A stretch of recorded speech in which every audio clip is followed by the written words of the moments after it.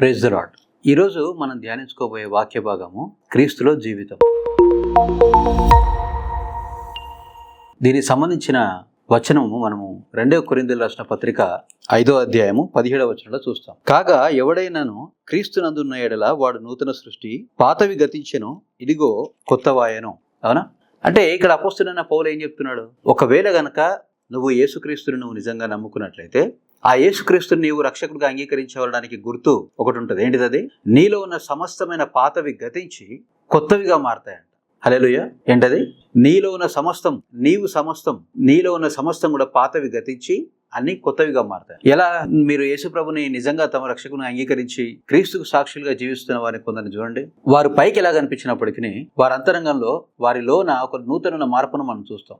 ఇతరులకు హాని చేయరు. ఎంతటి వారినైనా సరే, ఎంతటి తప్పిదానైనా సరే వారు త్వరగా క్షమిస్తారు. ఆ తర్వాత ఇతరుల వల్ల వాళ్ళకి ఏదైనా హాని కానీ కీడు కానివ్వండి, ఆఖరికి సొంత కుటుంబ సభ్యుల వలనైనా సరే వారి కీడు కానివ్వండి, హాని కానీ జరిగితే దాన్ని ప్రార్థనలో పెడతారు. వారి దుఃఖాన్ని దేవుని సన్నిధిలో కనబరుస్తారు. మనుషులను మాత్రం క్షమిస్తారు. అంతే తప్ప తమ నోటి మాటలను కానీ, తమ సొంత బలాలను కానీ, తమ డబ్బును కానీ, తమ పలుకుబడిని కానీ వారు ప్రతీకారం తీర్చుకోవడానికి వాడరు. ముఖ్యంగా ప్రతీకారమే తీర్చుకోరు. ప్రతీకారాన్ని దేవునికి వదిలేస్తారు. యేసుక్రీస్తును తమ రక్షకునిగా అంగీకరించిన తర్వాత క్రీస్తు కొరకు సాక్షులుగా జీవిస్తున్న వారిలో కనిపించే ప్రధానమైన మార్పు ఇది. మరి మార్పు ఎలా సాధ్యపడుతుంది? ఉందా నీలో ఈ మార్పు?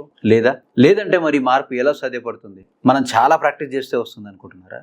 ఇది ప్రాక్టీస్తోనో, లేకపోతే సాధనతోనో, లేకపోతే ఉపవాసం ఉంటేనో ఈ నూతనమైన మార్పు రాదు. నువ్వు నూతనమైన సృష్టిగా సృష్టింపబడము, నీ లోపల సమస్తము పాతవి గతించి కొత్తవిగా పుట్టుకురావడము, నువ్వు కొత్త వ్యక్తిగా మారడం అనేది నీ సొంత ప్రయత్నాలతో జరగదు.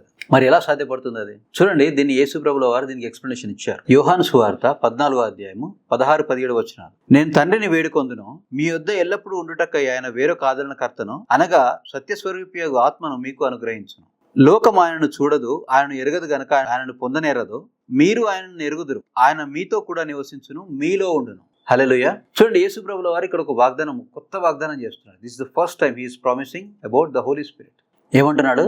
తనను పంపించిన తన తండ్రియే యేసుక్రీస్తు వేడుకొనడాన్ని బట్టి వేరొక ఆదరణకర్తను కూడా పంపిస్తాడంట. ఈ ఆదరణకర్త, సత్యస్వరూపైన ఆదరణకర్త ఎక్కడికి వస్తాడంటేనా? మీలోనికి వస్తాడంట, మీలో ఉంటాడంట, మనలో ఉంటాడంట. ఎంత అద్భుతం కదా! సమస్త విశ్వాన్ని సృష్టించిన వాడు ఆత్మస్వరూపి అయి మానవ హృదయంలో, మానవంలో జీవించాలని అనుకోవడము, ఆశపడము, ఈ ఏర్పాటు మహదద్భుతం కదా! ఇదిగో ఈ పరిశుద్ధాత్మదేవుడు నీలోనికి వస్తేనే నీలో కావాల్సిన మార్పులు చేర్పులు ప్రారంభమవుతాయి. హల్లెలూయా. ఎందుకు? ఈయన గురించి యేసు ప్రభుల వారు మరొక మాట ఏమంటారంటే, ఆయన తనంతట తాను ఏమీ బోధించడు, ఆయన నేను మీకు బోధించిన వాటిని మీకు జ్ఞాపకం చేయను అని చెప్పని అంటాడు. మనలో ఏవైతే పాత స్వభావాలు ఉన్నాయో, అది కోపం కావచ్చు, మోహం కావచ్చు, తర్వాత అహంభావం కావచ్చు, లోభత్వం కావచ్చు, తర్వాత స్వార్థం కావచ్చు, దురాశ కావచ్చు, దుర్బుద్ధి కావచ్చు, అబద్ధాలు కావచ్చు, ఏవైనా సరే మన లోపల సోమరితనం కావచ్చు, ఆ తర్వాత సెల్ఫ్ పిటింగ్, ఎప్పుడు విక్టిమ్ కార్డు ప్లే చేసుకుంటూ కొందరు తమకి ఎనలేని జాలి చూపించుకుంటూ ఉంటారు. ఆ జాలి చూపించుకునే క్రమంలో నేనేం చేయలేనని చెప్పేసి సంవత్సరాల తరబడి అలాగే ఉండిపోతారు. ఇవన్నీ లోపాలు, ఇవన్నీ బలహీనతలు, ఇవన్నీ నిన్ను నిజమైన దేవునికి దూరంగా ఉంచుతాయి. ఈ నిజమైన దేవునికి నువ్వు దూరంగా ఉండడానికి కారణమైన వీటిని పరిశుద్ధాత్మ దేవుడు ఏం చేస్తాడంటే వాటిని తొలగించి వేస్తాడు. వాటిని లయపరిచి వాటి స్థానంలో నీకు ఆయనలో నుండి పుట్టుకొచ్చే 9 ఆత్మీయ ఫలాలను నీలో ఆయన కలగజేస్తాడు. గల్తీయులకు రాసిన పత్రికలో ఆ 9 ఆత్మీయ ఫలాలు ఉంటాయి. ప్రేమ, సంతోషము, సమాధానము, దీర్ఘశాంతము, దయాళుత్వము, మంచితనము, సాత్వికత్వము, ఆశా నిగ్రహము. ఇవన్నీ మనలో కలిగినప్పుడు మనం ఏం చేస్తామంటే క్రీస్తులో కనిపించిన నిజమైన గుణలక్షణాలన్నింటినీ అప్పుడు మనం మనలో కనపరుస్తాం. మనలో వాటిని అప్పుడు కలిగి ఉంటాం. వాటిని మనలో పుట్టించేవాడు పరిశుద్ధాత్మ దేవుడే. మీరు ఆదికాండం 1వ అధ్యాయం మీరు మొత్తం చదివినప్పుడు మీకు అక్కడ ఏం కనిపిస్తుంది? మీకు భూమి నిరాకారంగా ఉండే వచనాలు మనం ఒకటి చదువుతాం. ఆ తర్వాత వచనాలలో ఆయన ఏ విధంగా ఆ నిరాకారంగా ఉన్న భూమిని దానికి ఒక ఆకారం ఇచ్చి, దాని మీదకి చీకట్లో నుండి వెలుగును రప్పించి, దాంట్లో సమస్త విధమైన చతుష్పద జంతువులను, వృక్షాలను ఎలాగో పుట్టించి, ఏ విధంగా భూమిని, నీరును వేరు చేసి, ఏ విధంగా ఈ యొక్క అద్భుతమైన సృష్టిని, ఈ భూమిని ఇంత అద్భుతమైన సృష్టిగా ఆయన మార్చాడో మనం అక్కడ చూస్తాం. పరిశుద్ధాత్మదేవుడు మన లోనికి వచ్చాక కూడా ఆయన ఐడియల్గా ఉండడు, ఆయన ఖాళీగా ఉండడు. ఆయన చేసే పని ఇదే. నిరాకారంగాను చెడిపోయిన రూపంలోనూ ఉన్న మన మనసును, మన అంతరంగాన్ని, మన తలంపులను, మన ఆలోచనలను, మన క్రియలను, మన ప్రవర్తన అంతటిని ఆయన ఏం చేస్తాడంటే సమస్తాన్ని నూతనంగా సృష్టించే తన శక్తిని వాడి ఆయన నిన్ను ఒక నూతనమైన సృష్టిగా మారుస్తాడు. నీలో పాత పాపపు క్రియలన్నిటి ఆయన వాటి గతింపజేస్తాడు. హల్లెలూయా. ఆయన పని చేస్తున్నప్పుడు ఒకవేళ మళ్ళీ నువ్వు గనక జాగ్రత్తగా వినండి, మీరు మళ్ళీ పాత పాపపు క్రియల్లో మీరు పట్టబడ్డారు అని ఆయన వాటిని గద్దిస్తాడు, మీకు జ్ఞాపకం చేస్తాడు. ఇంతేకాదు, యేసుప్రభుల వారు మాట అంటున్నారు ఇక్కడ. ఇందాక మనం అనుకున్నాం ఏంటది? ఆయన నేను మీకు బోధించిన దాని అంతటిని ఆయన మీకు మరలా జ్ఞాపకం చేయనంటాడు.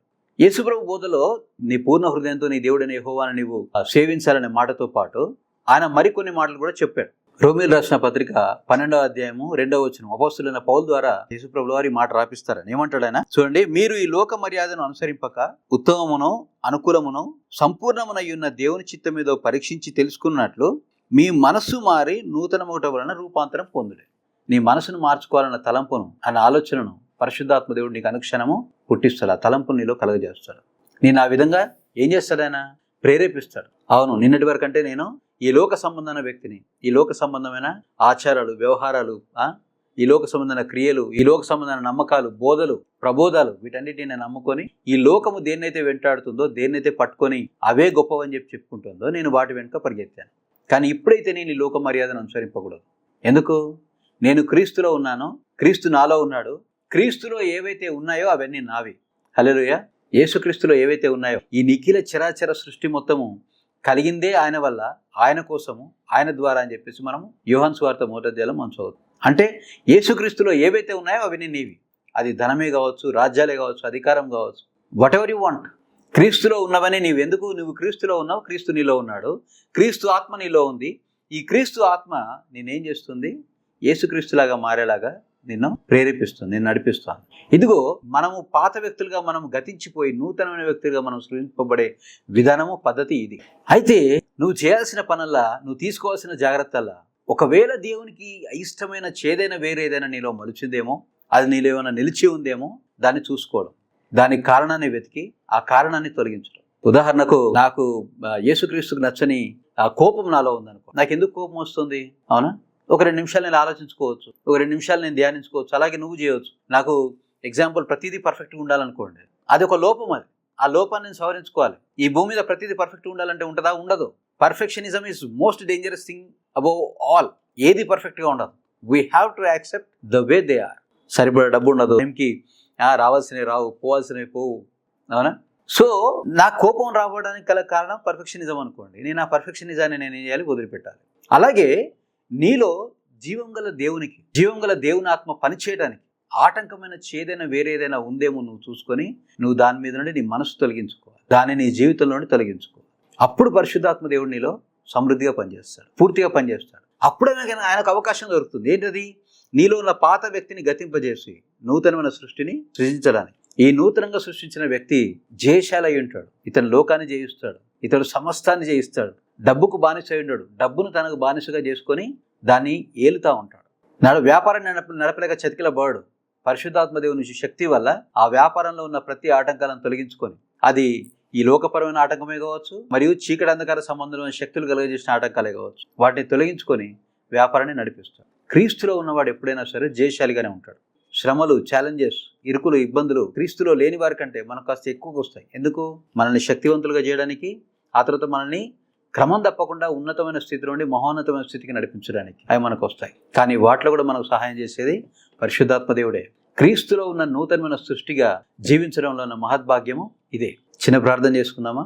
దయగల తండ్రి, కనికరంగల ప్రభువా, ఇదిగో ఈరోజు నీ కుమారుడు, నీ కుమార్తె తండ్రి, నీ నూతనమైన సృష్టిగా మారి ఈ కొత్త జీవితాన్ని ప్రారంభించాలని తను ఆశపడుతున్నాడు. ప్రభువాన తండ్రి, వీరి యొక్క ఆశను, ఆలోచనను ప్రభువాన తండ్రి మీరు నెరవేర్పులో తీసుకొని రండి. పరిశుద్ధాత్మ దేవుడా, మీరు వీరి జీవితాల్లో పని చేయకుండా ఆటంకంగా ఉన్న ప్రతి విధమైన అలవాట్లను, సహవాసాలను, లోపాలను, నా తండ్రి నాయన యేసు పట్టుదలను, ప్రతి విధమైన అజ్ఞాన మూర్ఖత్వాలను ప్రభువా, ప్రతి విధమైన ప్రభువా నా తండ్రి తొందరపడుతున్నాను. యేసు నా తండ్రి నాయన యేసు ప్రతి విధమైన ఈ లోక సంబంధమైన, ఈ లోకానుసారమైన ప్రభువా నా తండ్రి ప్రబోధాలను ప్రభువా నేను యేసుక్రీస్తు శక్తిగల నామములో కొట్టివేస్తున్నాను, రద్దు చేస్తున్నాను తండ్రి. వాటి స్థానంలో పరిశుద్ధమును ప్రభువా నా తండ్రి పరం నుండి వచ్చేటటువంటిదైన జ్ఞానముతో నీ కుమారులను, నీ కుమార్తెలను నేను యేసునామములో అభిషేకిస్తున్నాను తండ్రి. అయ్యా నా తండ్రి, నూతనమైన జ్ఞానముతో, అయ్యా పరిశుద్ధాత్మ దేవుడు అని యొక్క క్రియా కార్యములతో ప్రభువా వారిలో ఉన్న ప్రతి పాతవి ప్రభువా నా తండ్రి గతించి సమస్తం నూతనమైన సృష్టిగా సృష్టించబడినట్టు, ఆ నూతనమైన సృష్టిగా వారు నీ రాకడ కరువు పర్యంతం వరకు కొనసాగినట్టు యేసు మీరు సహాయం చేయమని నా జరేడని యేసుక్రీస్తు శక్తిగల నామములో అడిగి పొందుకొని నీ పిల్లల జీవితంలో దాన్ని విడుదల చేస్తున్నాను నా పరమ తండ్రి. Amen, amen. Praise the lord.